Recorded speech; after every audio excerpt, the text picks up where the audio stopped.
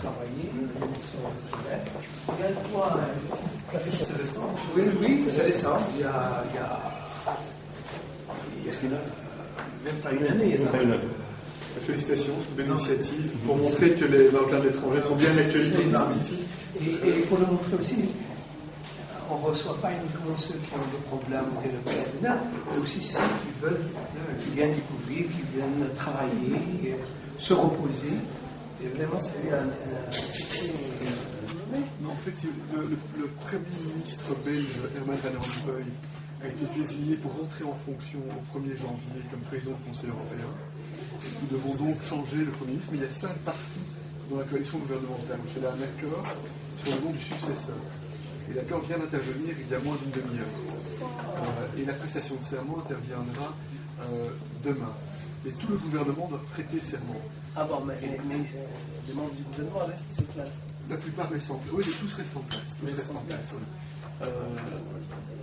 Et donc on est dans le contact pour voir comment nous allons organiser les choses. Parce que je dois peut-être retourner demain pour prêter serment devant le roi. Mais je viens d'apprendre cette information-là il y a une demi-heure. C'est pour ça que ça me perturbe un petit peu. Merci beaucoup. Merci.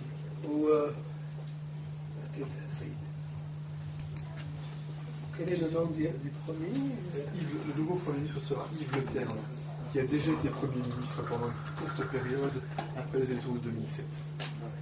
Mais dans notre système politique, c'est le Premier ministre est issu de la famille politique sociale chrétienne flamande, parce que c'était l'accord du gouvernement en 2007. Sociale chrétienne flamande. Donc ce parti-là devait donner 2 noms, mais qui devaient être... Je n'ai pas de détails encore par rapport à ça.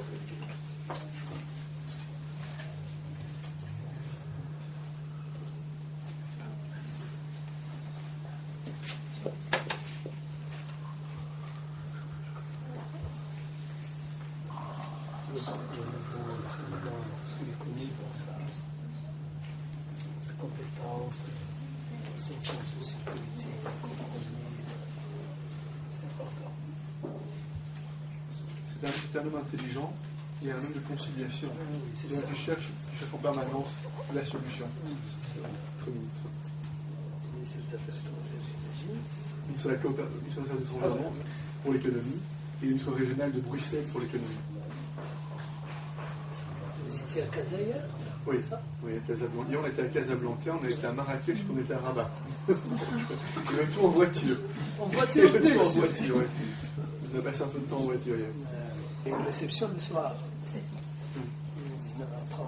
Et nous avons le programme encore d'aller à Tanger et à Agadir dans les 2 jours qui suivent. Donc vous allez partir, j'imagine, en avion. Jusqu'à Agadir, nous allons en avion.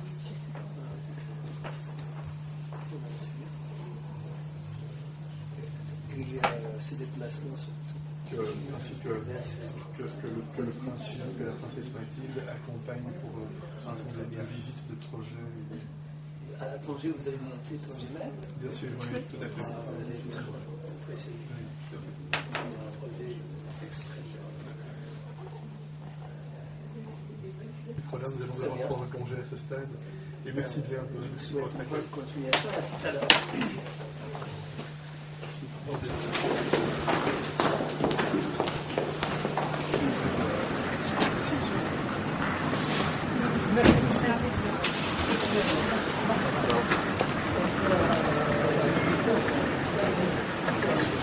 Portée sur les questions inhérentes à la communauté marocaine dans l'étranger, notamment comment développer la coopération dans le domaine de l'appui à l'investissement des Marocains dans l'étranger. Et parmi les accords qui vont être approuvés et signés cet après-midi, il y a un projet concernant l'appui aux investisseurs résidant en Belgique, mais aussi il y a un projet concernant l'appui au transfert des Marocains résidant à l'étranger, notamment la révision de la diminution du coût de transfert. Et nous venons aussi d'aborder un autre projet qui va certainement fera l'objet d'un accord de coopération la mobilisation des compétences marocaines installées au Mali. À l'instar de ce que nous venons de faire ce week-end dernier avec l'Allemagne et aussi avec le réseau de compétences marocaines installé en Allemagne, nous allons travailler ensemble, le ministère des coopérations belges, le ministère de la communauté, mais aussi compétences marocaines ou le réseau marocain installé en Belgique, pour préparer un projet qui va permettre à ces compétences de contribuer au développement économique du pays. Et je pense que c'est un défi extrêmement important pour nous, parce que ça permet de ne pas réduire la question de l'appui de l'énergie uniquement au niveau de l'investissement, mais aussi intégrer ces dimensions de mobilisation des compétences qui est en fait une coopération triangulaire, pays d'accueil, pays d'origine, mais aussi